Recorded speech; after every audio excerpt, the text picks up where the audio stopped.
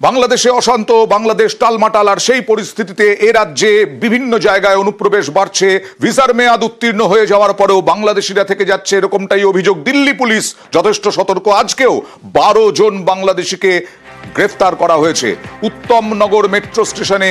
সেখানে 5 জন বাংলাদেশি। আর কোথায় কোথায় কি অভিযোগ ছিল তাদের বিরুদ্ধে কথা বলবো প্রতিনিধি মৈত্রেয়ীর সঙ্গে। মৈত্রেয়ী, দেখো, এই বাংলাদেশিরা তারা যে শুধুমাত্র অবৈধভাবে এসে থাকছিলেন তাই নয়, এদের মধ্যে কিছু বাংলাদেশি তারা বেশ কয়েক বছর ধরে দিল্লিতে বসবাস করছিলেন।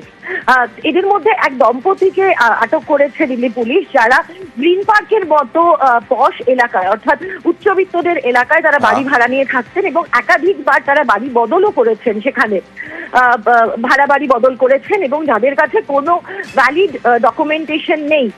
এর পাশাপাশি 3 জন যুবক যারা বসনিয়ার ভিসা নেওয়ার জন্য তারা বাংলাদেশ থেকে এসেছিলেন গত বছর, তারা আর ফেরত যাননি এবং তারা উইদাউট ভিসাই বসবাস করছিলেন। আরো 3 যুবক, তাদেরকেও কিন্তু গ্রেপ্তার করা হয়েছে উত্তর পূর্ব দিল্লি থেকে। ফলে সব মিলিয়ে বিনা কাগজে এসে অনুপ্রবেশকারী তারা থাকছেন এবং যাদের ভিসার মেয়াদ উত্তীর্ণ হয়ে যাচ্ছে এমন বাংলাদেশিকেও কিন্তু আটক করা হয়েছে দিল্লি পুলিশের তরফ থেকে। বেশ।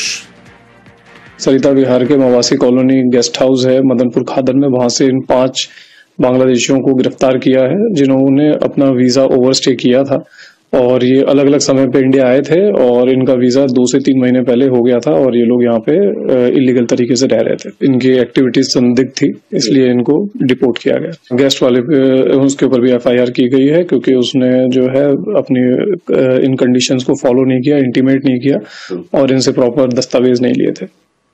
আর বাংলাদেশে হিংসা, হানাহানি সবই চলছে।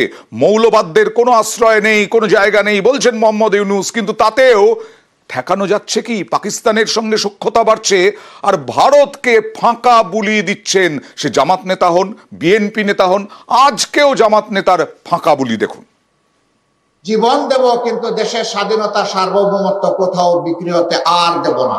আমরা বিদেশে বন্ধু চাই, কোনো প্রভু চাই না। আমরা সমমর্যাদার ভিত্তিতে সকলের সাথে বৈদেশিক সম্পর্ক রক্ষা করব, কারণ লাল চোখের দিকে আর আমরা তাকাবো না এবং আমাদের দিকে কেউ লাল চোখ তুলে তাকাক সেটাও আমরা বরদাস্ত করব। আমরা পিণ্ডির হাত থেকে মুক্ত হয়েছি অন্য কোনো জায়গায় বন্দী হওয়ার জন্য নয়।